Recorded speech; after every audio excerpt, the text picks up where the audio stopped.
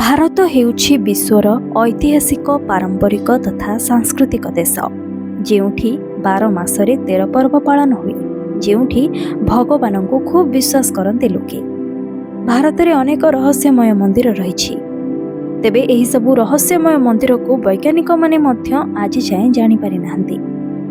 ଭାରତରେ ଏମିତି ଏକ ମନ୍ଦିର ଅଛି ଯେଉଁଠାରେ ଆଜି ବି ଭଗବାନ ଶ୍ରୀକୃଷ୍ଣଙ୍କର ହୃଦୟ ସ୍ପନ୍ଦିତ ହେଉଥିବାର ବିଶ୍ୱାସ ରହିଛି। ଏ ମନ୍ଦିର ପୁଣି ରହିଛି ଆମ ଓଡ଼ିଶା ରାଜ୍ୟରେ। ତେବେ ଆପଣ କ'ଣ ଏହି ମନ୍ଦିର ସମ୍ପର୍କରେ ଜାଣିଛନ୍ତି? ଯଦି ଜାଣିନାହାନ୍ତି ତାହେଲେ ଭିଡ଼ିଓକୁ ଶେଷ ଯାଏଁ ଦେଖନ୍ତୁ।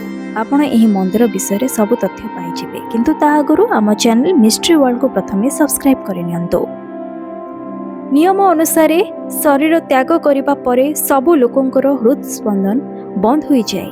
କିନ୍ତୁ ଭଗବାନ ଶ୍ରୀକୃଷ୍ଣ ଶରୀର ତ୍ୟାଗ କରିବା ପରେ ମଧ୍ୟ ତାଙ୍କ ହୃଦୟ ଆଜି ବି ସ୍ପନ୍ଦିତ ହେଉଛି। ଆପଣ ହୁଏତ ଏହାକୁ ବିଶ୍ୱାସ ନ କରିପାରନ୍ତି, କିନ୍ତୁ ପୁରାଣରେ ଦିଆଯାଇଥିବା ସୂଚନା ଏବଂ କିଛି ଘଟଣା ଅନୁଯାୟୀ ଆପଣ ମଧ୍ୟ ଏହି କଥାକୁ ଗ୍ରହଣ କରିବାକୁ ବାଧ୍ୟ ହେବେ। ଦ୍ୱାପର ଯୁଗରେ ଯେତେବେଳେ ଭଗବାନ ଶ୍ରୀହରି ଶ୍ରୀ ବିଷ୍ଣୁ ଶ୍ରୀକୃଷ୍ଣ ଭାବରେ ଅବତାର ହୋଇଥିଲେ, ଏହା ତାଙ୍କର ମାନବ ରୂପ ଥିଲା। ପ୍ରତ୍ୟେକ ମନୁଷ୍ୟ ପରି ସୃଷ୍ଟିର ନିୟମ ଅନୁଯାୟୀ ତାଙ୍କର ମଧ୍ୟ ମୃତ୍ୟୁ ନିଶ୍ଚିତ ଥିଲା। ମହାଭାରତ ଯୁଦ୍ଧର 36 ବର୍ଷ ପରେ ଭଗବାନ କୃଷ୍ଣ ତାଙ୍କ ଶରୀର ଛାଡ଼ିଥିଲେ। ଯେତେବେଳେ ପାଣ୍ଡବ ତାଙ୍କର ଶେଷ ରୀତିନୀତି କରିଥିଲେ, ସେତେବେଳେ ଶ୍ରୀକୃଷ୍ଣଙ୍କର ସମସ୍ତ ଶରୀର ନିଆଁରେ ଜଳି ଯାଇଥିଲା, ହେଲେ ତାଙ୍କ ହୃଦୟ ତଥାପି ସ୍ପନ୍ଦିତ କରୁଥିଲା। ନିଆଁ ତାଙ୍କ ହୃଦୟକୁ ଜାଳି ପାରିନଥିଲା। ଏହି ଦୃଶ୍ୟ ଦେଖିବା ପରେ ପାଣ୍ଡବମାନେ ଆଶ୍ଚର୍ଯ୍ୟ ହୋଇଗଲେ। ତାପରେ ଆକାଶରୁ ଏକ ଶୂନ୍ୟ ବାଣୀ ଆସିଲା ଯେ ଏହା ହେଉଛି ବ୍ରହ୍ମଙ୍କ ହୃଦୟ, ଏହାକୁ ସମୁଦ୍ରରେ ପ୍ରବାହିତ କରିଦିଅ। ଏହାପରେ ପାଣ୍ଡବମାନେ ଭଗବାନ କୃଷ୍ଣଙ୍କ ହୃଦୟକୁ ସମୁଦ୍ରରେ ଭସାଇ ଦେଇଥିଲେ। ଅନେକ ରହସ୍ୟ ଭଗବାନ କୃଷ୍ଣଙ୍କ ସହ ଜଡ଼ିତ, ଯିଏ ଓଡ଼ିଶାର ପୁରୀରେ ଅବସ୍ଥିତ ଜଗନ୍ନାଥ ମନ୍ଦିରରେ ଭାଇ ବଳଦେବ ଏବଂ ଭଉଣୀ ସୁଭଦ୍ରାଙ୍କ ସହ ବସିଛନ୍ତି। ସେ ହେଉଛନ୍ତି ପ୍ରଭୁ ଶ୍ରୀକୃଷ୍ଣ, କୋଟି ବ୍ରହ୍ମାଣ୍ଡର ମୌଡ଼ମଣି ଜଗନ୍ନାଥ। ବିଶ୍ୱବାସୀ ଜାଣନ୍ତି ଏହି ମନ୍ଦିରଟି ଅତ୍ୟନ୍ତ ଚମତ୍କାର। ଏହି ମନ୍ଦିର ସାମ୍ନାକୁ ଆସିବା ପରେ ପବନ ମଧ୍ୟ ନିଜ ଦିଗ ବଦଳାଇ ଦିଏ।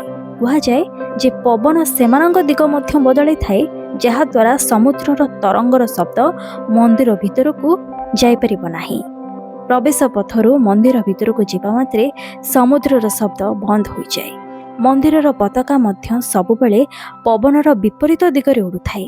ତେବେ ଭଗବାନ ଶ୍ରୀକୃଷ୍ଣଙ୍କର ଏହି ହୃଦୟ ଆଜି ବି ଶ୍ରୀ ଜଗନ୍ନାଥଙ୍କ ମନ୍ଦିରରେ ଥିବା ମୂର୍ତ୍ତିରେ ଉପସ୍ଥିତ ରହିଛି। ପ୍ରଭୁଙ୍କର ଏହି ହୃଦୟ ଅଂଶକୁ ବ୍ରହ୍ମା ବୋଲି କୁହାଯାଏ। ଭଗବାନ ଶ୍ରୀ ଜଗନ୍ନାଥଙ୍କ ମୂର୍ତ୍ତି ନିମ କାଠରେ ନିର୍ମିତ ଏବଂ ପ୍ରତି 12 ବର୍ଷରେ ଯେତେବେଳେ ପ୍ରଭୁ ଜଗନ୍ନାଥଙ୍କ ପ୍ରତିମା ବଦଳିଯାଏ, ସେତେବେଳେ ଏହି ବ୍ରହ୍ମକୁ ପୁରୁଣା ମୂର୍ତ୍ତିରୁ ବାହାର କରି ନୂଆ ପ୍ରତିମା ମଧ୍ୟରେ ରଖାଯାଏ ବା ନୂଆ ମୂର୍ତ୍ତିରେ ରଖାଯାଏ। ଯେତେବେଳେ ଏହି ରୀତିନୀତି ସମ୍ପନ୍ନ ହୁଏ, ସେତେବେଳେ ସମଗ୍ର ସହର ଅନ୍ଧାର ହୋଇଯାଏ। ଏହାପରେ ପୁରୋହିତ ମୂର୍ତ୍ତି ବଦଳାଇ ଦେବତାଙ୍କ ଚେହେରା ବଦଳାନ୍ତି। କୁହାଯାଏ ଯେ ଭଗବାନ ଶ୍ରୀକୃଷ୍ଣଙ୍କ ହୃଦୟ ଏହି ପ୍ରତିମା ଭିତରେ ଆଜି ବି ବଞ୍ଚିଛି। ଭଗବାନ ଶ୍ରୀକୃଷ୍ଣଙ୍କ ହୃଦୟକୁ ବା ବ୍ରହ୍ମ ପରିବର୍ତ୍ତନ ସମୟରେ ପୁରୋହିତ ଆଖିରେ କପଡ଼ା ବାନ୍ଧିଥାନ୍ତି। ଏହା ପଛରେ ଏକ ବିଶ୍ୱାସ ଅଛି ଯେ ଯଦି କେହି ହଠାତ୍ ତାଙ୍କୁ ଦେଖନ୍ତି, ତେବେ ସେ ମରିଯିବେ।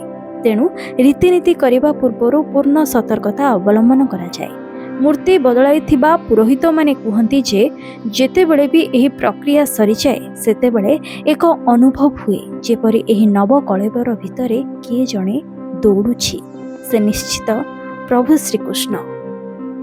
ତେବେ ଆଜିର ଏହି ଭିଡ଼ିଓଟି ଆପଣଙ୍କୁ କିଭଳି ଲାଗିଲା ଆମକୁ କମେଣ୍ଟରେ ନିହାତି ଜଣାଇବେ। ଭିଡ଼ିଓଟି ଭଲ ଲାଗିଥିଲେ ଏହାକୁ ଲାଇକ୍ କରନ୍ତୁ ଏବଂ ଖୁବ୍ ମାତ୍ରାରେ ସେୟାର ମଧ୍ୟ କରନ୍ତୁ। ପୌରାଣିକ କଥାବସ୍ତୁ ସମ୍ବନ୍ଧୀୟ ଅନେକ ରହସ୍ୟମୟ କଥା ବିଷୟରେ ଜାଣିବାକୁ ଚାହୁଁଥିଲେ ଆଜି ହିଁ ଆମ ଚ୍ୟାନେଲ ସହ ଯୋଡ଼ି ହୁଅନ୍ତୁ। ରହୁଛୁ। ଜୟ ଜଗନ୍ନାଥ।